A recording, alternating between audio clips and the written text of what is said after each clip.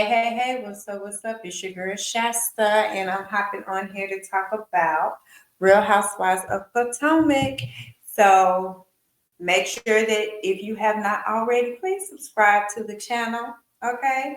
And as you're coming in to check out the video, please like it, okay? All right, that's all I ask. It's free to do that, okay? So let's get into Real Housewives of Potomac, season 9, episode 7.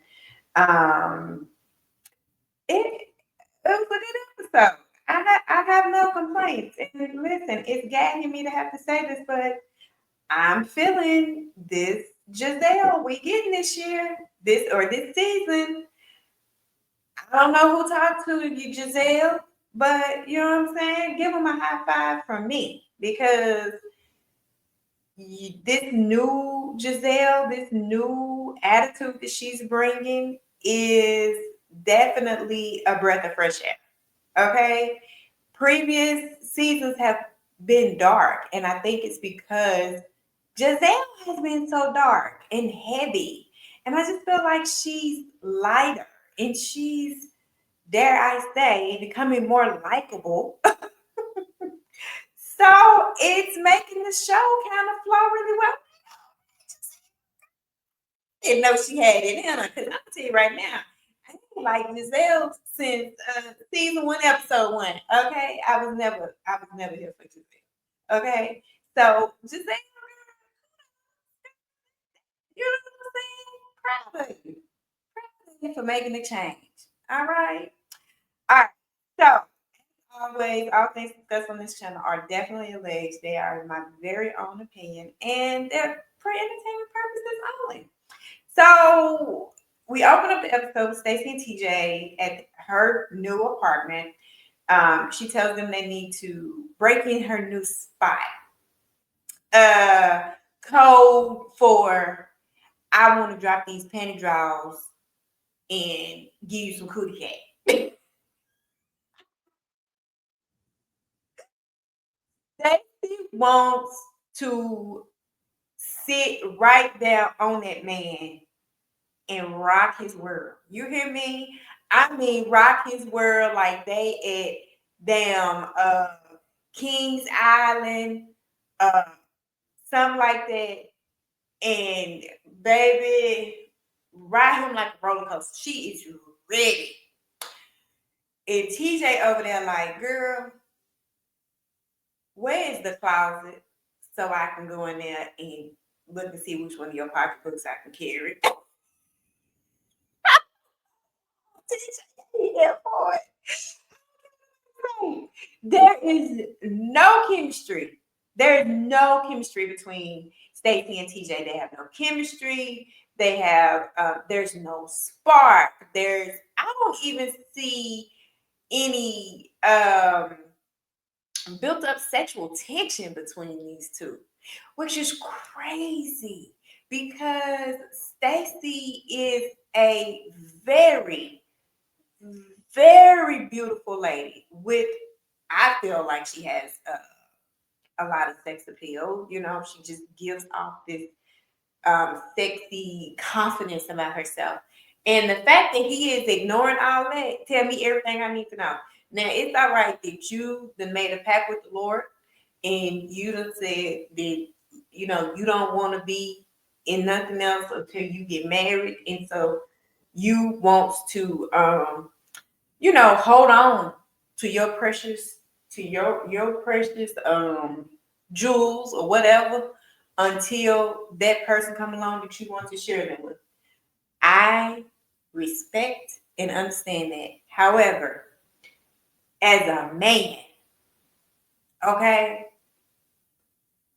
there should be some level of restraint you still have to express when being around this woman to where you at least like, girl, you trying to make me, you trying to, right now, I'm gonna tell you, we gotta, don't tempt, just come on now, quit playing. You don't know. The fact that he has this much restraint, uh, he's not attracted to her. All right. Let's just call that thing what it is. He's not attracted to her. And alleged, and in my opinion, it's because she ain't the right gender. I'm telling you that. I'm telling you that. He looked like he ready to go in there in her closet and figure out what pocketbook he can accessorize with his outfits. Watch what I tell you. So now, and that makes me question, because if we seeing it, you got to know Stacy seeing it, and she's the one in it. And so it's like, girl, did you bring him on because you couldn't film with your soon-to-be ex-husband, and you just trying to fill in that space, or and y'all both have a mutual understanding? Like, I'm confused. I'm confused because Stacey, you got to know that man ain't attracted to you. You got to know. I know you are a little, you know what I'm saying, Dixie Valley girl, but you got to know that this man is not trying to. Even when you get divorced, that man ain't gonna be trying to. Okay. So, um, she tells him that the girls think he's running game on her. He don't tell her that they're making fun of God.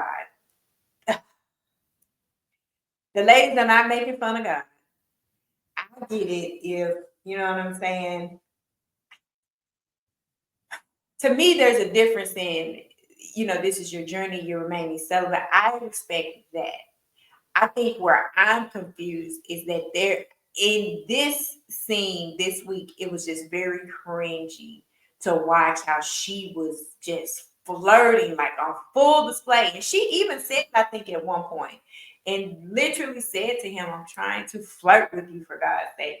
And it's like he ain't even, nigga, you too old to act like you don't know how to flirt, or you don't, you're choosing to be blind to what she's doing and not react to it. And my whole thing is most men who are attracted to women, whether they're actively sleeping with women or not, are still going to have some type of reaction to the flirtation. And you sir had none.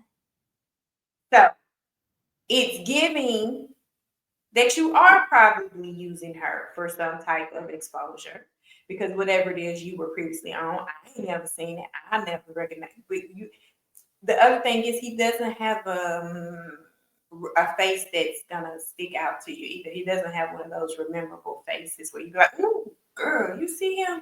Like he ain't that evil. Like he just got muscles at the top, and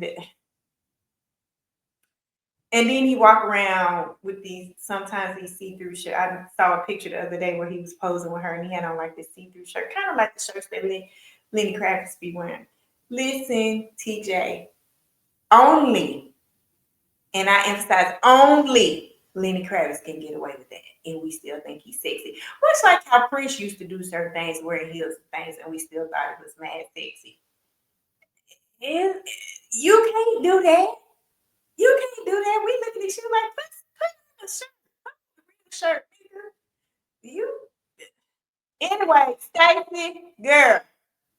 Make sure you when you get your divorce, you get your real man, because we peeping game and he ain't it. Okay then. Moving on. So then we get Ashley setting up for this lunch that she's doing with Gizelle and Karen, and they pretty much on Gizelle like, yeah, we got time. We got to check on the court date in 5 days. They keep doing like this countdown to Karen's court date. Y'all, question, legit question. What was the storyline gonna be if Karen hadn't crashed that car and got that DUI? What was the storyline gonna be? What did the producers share so that they could make this whole season damn near about Karen and this damn DUI? And I expect they following the reality of what's going on. But I just want to know, what was the reality of what was going on there before the DUI took center stage? Because child, y'all got a whole countdown on this lady in this DUI. I'm like, yeah. So anyway, um, Karen gets there and she basically, they start talking, and she says she's pissed off at Mia because she feel like Mia done lied on her, going and telling people that she came to her about needing help for alcoholism. And I for one believe Karen, because I don't think if Karen needs help with anything, I really don't feel like Mia's the person she's going to talk to. I don't honestly think Karen will talk to any of them girls about something like that. Because Karen know how cutthroat bitches is. Karen ain't finna go and say, I think I got alcohol problem. I need to get in the She ain't saying that to not now one of them on that case. So I believe her when she said Mia is lying. That's when she also shared about Mia admitted that she had opioid issues at one time. She said she admitted on her YouTube channel, which she did. We all saw it and all of that. Well, then Gizelle, of course, is like, Karen's deflecting and she tries to bring it back to the case. And it's like, well, how's it going? And Karen was like, I'm stressed, but it's all right. I got court next week, blah, blah, blah. And then Karen's like, but how are you, Gizelle? Because I see where Jamani got engaged. So how are you doing? Listen, one thing that the Grand Dame gonna do is hit Uno reverse on your ass. Whoop, whoop. Okay, she gonna hit that Uno reverse on you. You got to be ready. Gizelle was sitting there looking like, bitch. Gizelle like, bitch, I know you be just with that. Because we all know that you was just trying to get back on that ride with your mom not too long ago. And now it seems like he done pushed you out permanently. And he got him a Gizelle 2.0 he about to marry. Because the girl do look like a Gizelle 2.0. Let's not play. And so, yeah. And so Gizelle had, she had to address that. And she basically was like she was fine. Said that the girls were a little shocked because it went from being daddy's friend to daddy's fiance, which current day is now daddy's wife. Okay. But yeah, Sam was wanting to be a man, honey, holy or not. In words of the infamous Monique Samuels, honey, Pastor Holy or not, Gizelle was trying to get him back at one point in time, and so now I think she's come to the realization that that is not going to happen. And so yeah, now Gizelle is saying she just want to get out here and have fun and do her thing. That's right, Gizelle. You empty nest, I believe. All your girls and graduated. They in college, this and that. Baby, live.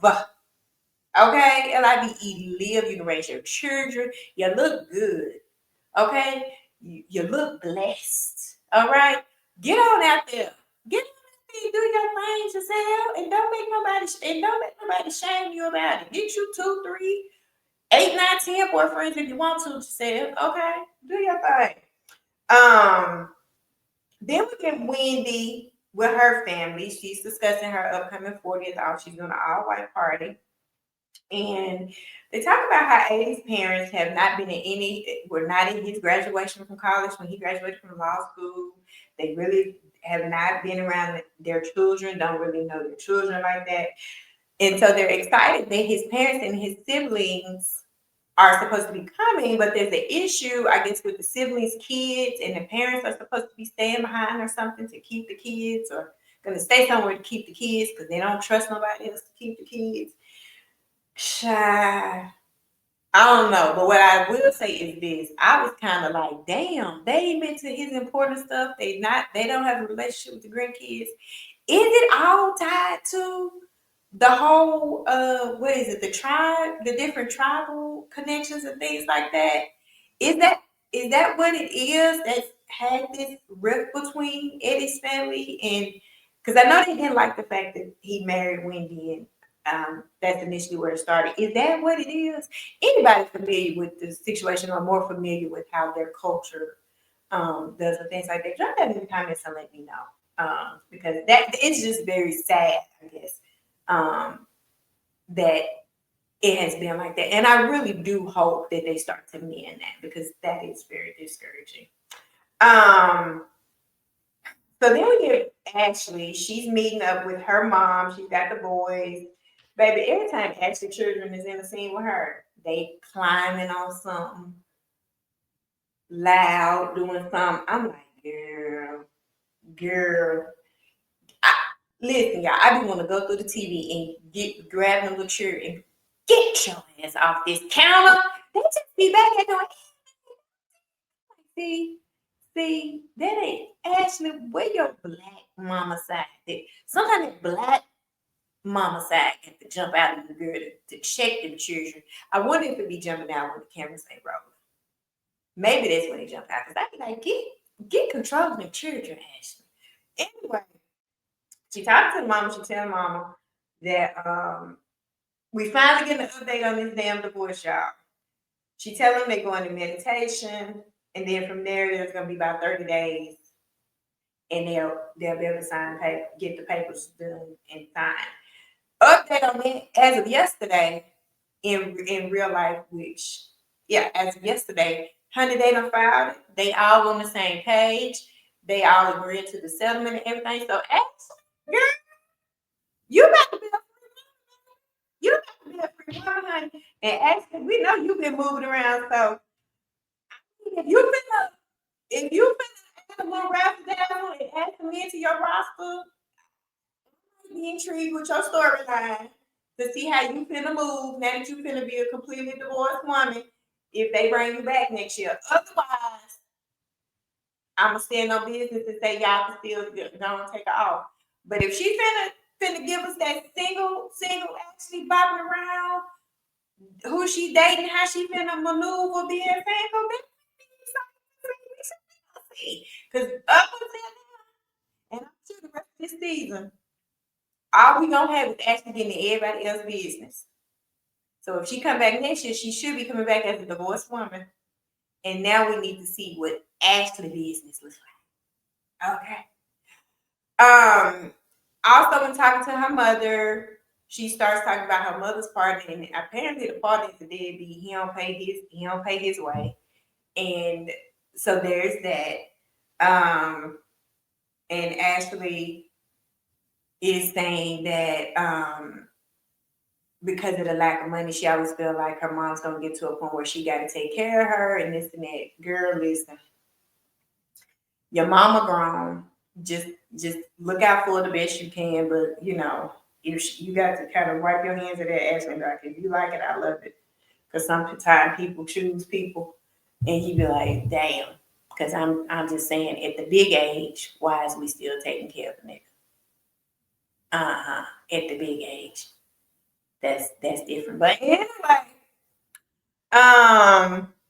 we get to Jossy's party, and Mia and Ink, I think they one of the first ones to get there. Ink looked like a little boy under Mia. He is of short stature. He just is. And under her, especially when she got on some heels, he really is of a short stature. However, he just looked like a younger version of Gordon, and I know I'm not the only one that think that. He looks like a younger version of Gordon. Child. Anyway, Gizelle comes over, introduces herself to Ink and Mia, asks them how everything is going, asks how everything's going with Gordon, and basically here go Mia. Mia's like, when we're all together, it's nothing but love. Is it, Mia? Is it really nothing but love, Mia? You full of shit. Mia full of shit, y'all. Mia ass full of shit.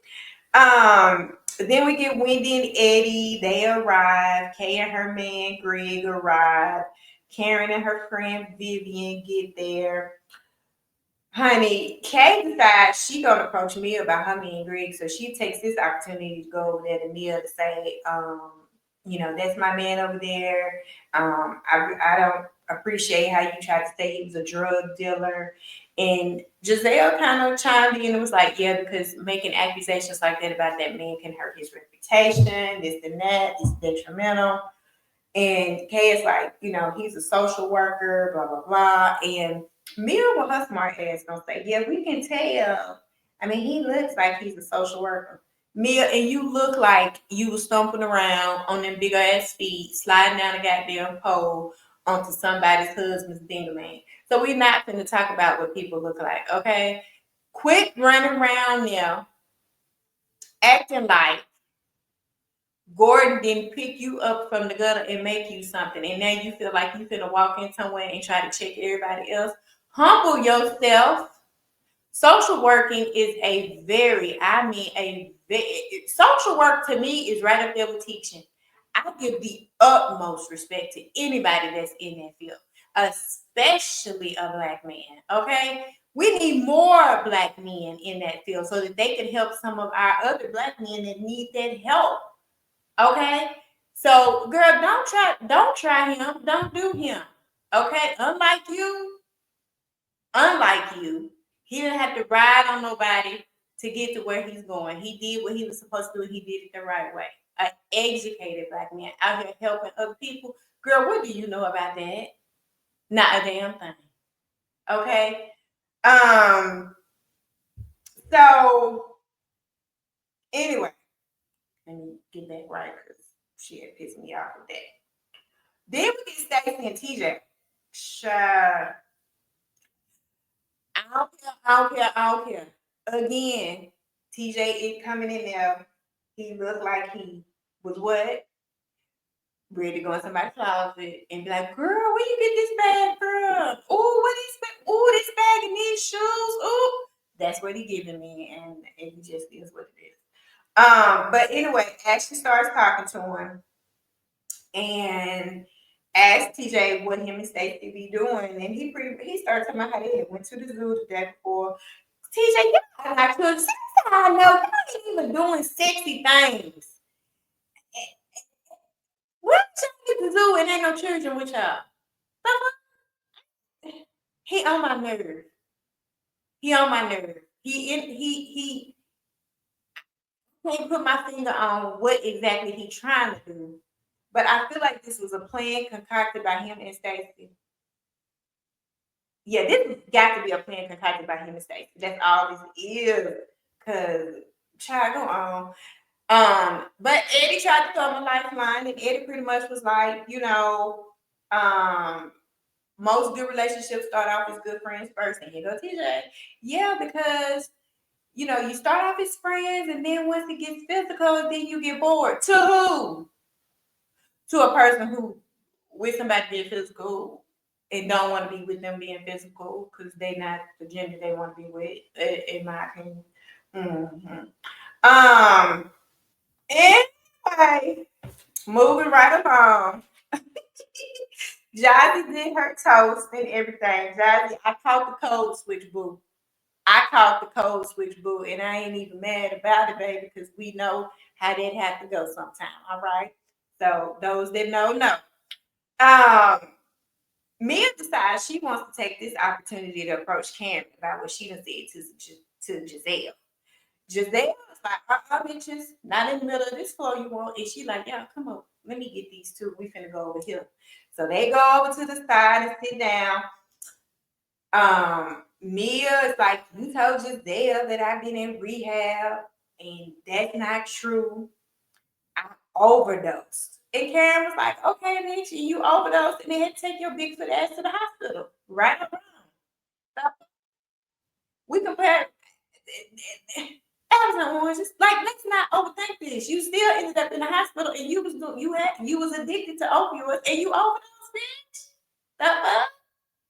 Shit. Don't try to damn play. So Karen said, you've been coming for me like crazy. So I just returned serve on your ass. Period.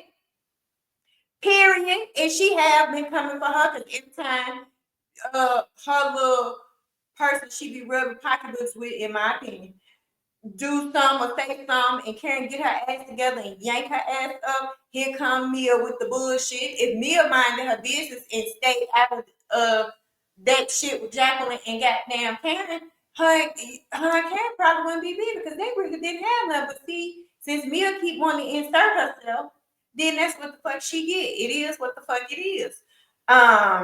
Mia gonna say, no, I'm not coming for you, Karen. I love you. And Karen, like, bitch, you got a strange way of showing your love. She said you're giving messy and unsupported. And she is.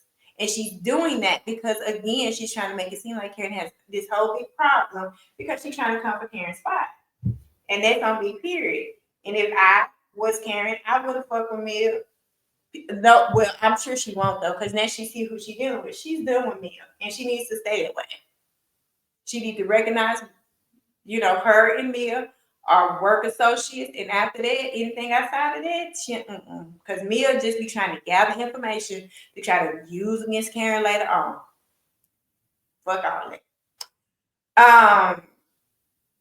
Karen said she can admit they was both wrong for going low, but she also let her know, bitch, if you go low again, I'm going to hell with you again. Period.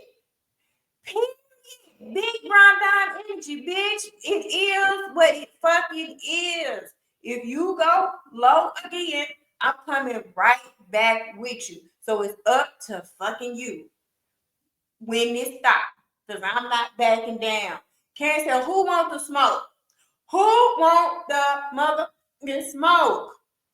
Don't do me. Oh, yes, big grind down. And say what you want to say about that damn Karen, but they be trying and what?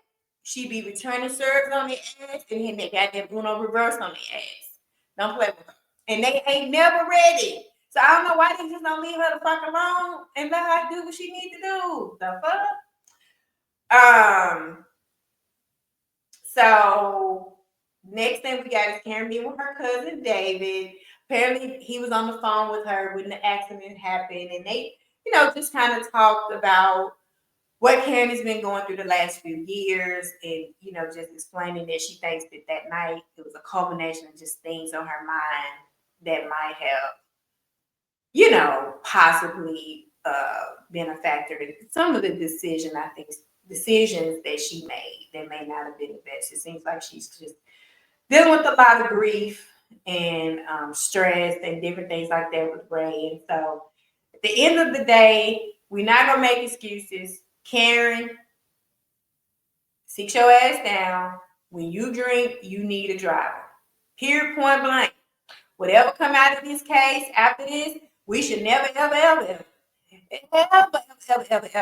hear about Karen Hooger getting caught up in a motherfucking DUI, anything like that. Because from now on, you should always have, if you know you're going to an event and it's going to be drinking, or if you even think you're going to be drinking, your ass needs to have a motherfucking designated driver with you. Period. Case motherfucking closed. Then we get Mia Gordon and Ink, honey. Now, so it was Ink first. He was in the house. He talking to the children. I had a surprise for y'all. It was some damn popsicles. When the fuck is popsicles? Like big old surprise. Anyway, he gave the kids popsicle. Mia come down there. The kids hug her. The one little boy hugged Ink. I don't know how to talk about that. And then Gordon come down. You hear Gordon knock at the door. He come in. And you could tell when he came in there, seeing Ink was in there, and the kids was in there, and this and that. You could just tell his energy shifted. He went over and was looking out the window for a second. And Mia goes over and it's like, they send the kids out the room, and she goes over and starts talking to Gordon, talking about, can we talk about telling the kids what's going on? And Gordon said, I ain't doing shit. I ain't doing a motherfucking thing. The fuck? That's right, Gordon. Fuck they think you is. Shit. He said, I never tell your motherfucking Bigfoot, crater face, motherfucking ass. I don't want to film with this motherfucker. Talking about me.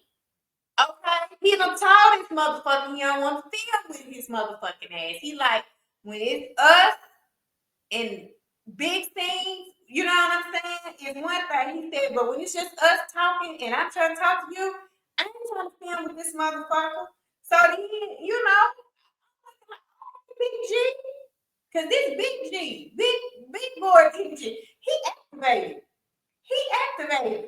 So then, here comes Ink. I think I missed something. No, nigga, you ain't missed a motherfucking thing because I'm talking to my motherfucking wife. Get you some goddamn business. You ain't missed a motherfucking thing. And then he look at Ink, he like, why you pushing it though? Why you pushing to be in these things and shit with me pretty much? And this motherfucker, I ain't pushing nothing. I'm just trying to support my lady. Nigga, how the fuck you gonna tell somebody's husband that you there to support your lady that's they motherfucking wife? What the fuck are we watching, y'all? Is this the Twilight Zone? Because I was really sitting there looking at the TV like, this nigga is delusional. Where is the fucking respect at least? Like, to at least be like, let me step out the room and let you talk to your wife. Man, no respect. And I blame Mia motherfucking ass for that. Because you have made it comfortable for this little bit ass short ass version of Gordon to disrespect this motherfucking man. And you gonna act like that man didn't save you from the motherfucking gutter. And apparently, this little motherfucker wasn't able to do it when he was out here DJing and whatever the fuck he been doing or whatever the fuck he was doing when y'all was young and together.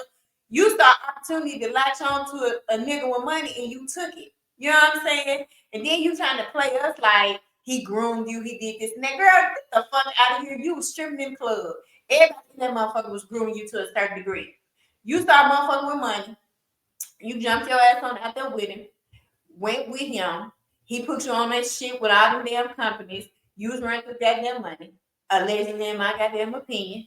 You somewhere you weren't handling the business you needed to, and them brothers got you off that shit. Got both y'all off that shit because they felt like Gordon couldn't make no good goddamn decisions because he put your motherfucking in there. Put your motherfucking ass in there on the shit. Again, allegedly, in my goddamn opinion. Okay? But at the end of the day, when it's all said and done, he still lifted your motherfucking ass up. And at the very least, I ain't saying you got to stay with the motherfucker. If you unhappy, you're unhappy. However, you can still respect that goddamn man. And you can make sure that this motherfucker, he'll know he need to respect him. This is some bullshit. This is some bullshit. How he over fucking stepping. He doing too much. So, Ink gonna say, Gordon, you just here for co-parenting. What? And he gonna say, outside of that, we all get along. Then Mia gonna chime in and say, we have to work things out to determine what's best for the kids. Gordon said, I'm not doing one motherfucking thing to support this raggedy ass, stupid ass, trash ass relationship y'all motherfuckers got. And he said, I'm not okay with it. And he gonna say, I need you to be okay with it. I need you, your promotion and your help with this motherfucking relationship. Me gonna tell Gordon, you should want to know what kind of man is around your children. Gordon said, bitch, I already know what kind of motherfucking man around my children. An adulterous one. He said, wasn't you fucking up? Wasn't you fucking up? Ink gonna try to say, now y'all situation had been inspired when we started fucking. Gordon said, nope, checkmate, nigga. What about when you started fucking her again right after we got married? Mia over there trying to shut him down. Gordon, trying to shut him up and all that shit. Gordon said, you fucked with a shorty after we got married to the point where she had to get a goddamn abortion. And here go Ink over there looking stupid. Because he talking about, that's the first time I ever heard that. Mia over there looking like she got egg on her motherfucking face, which ain't hard to do. Okay. Gordon is over the bullshit. Gordon is over the bullshit, and I would be too. Gordon said, then you have to fast with my wife. Me, I'm study mode trying to overtake Gordon. Gordon said, nigga, didn't you have to fast with my wife, nigga? When neither one of them trying to answer the goddamn question, Gordon said, fuck both of y'all. I'm out of here. I'm done with this shit. I'm done with this shit. And he leaves. Me brought her big foot ass over there telling Ink, I'm sorry about all. What the fuck you say I'm sorry for? You need to be apologizing to motherfucking Gordon, bitch. The fuck is you saying? The only person that's been disrespectful to me is fucking Gordon. Then Ink gonna say, I'm just concerned about the kids. The kids don't need to hear all this profanity. But they get to see you prancing around with their motherfucking mama. And she gonna say the kids think you my best friend. Yeah, you must think your kids is slow. If you motherfucking think them kids ain't putting two and two together and coming up goddamn fuck. And how do you think it's gonna look when you do, if you do talk to your kids and say, well, kids, actually, mama said that this was my best friend, but actually, this is mommy's boyfriend, fiance. Well, the fuck y'all gonna end up calling yourself? Girl, you gonna be looking at you like, bitch, I knew you was lying.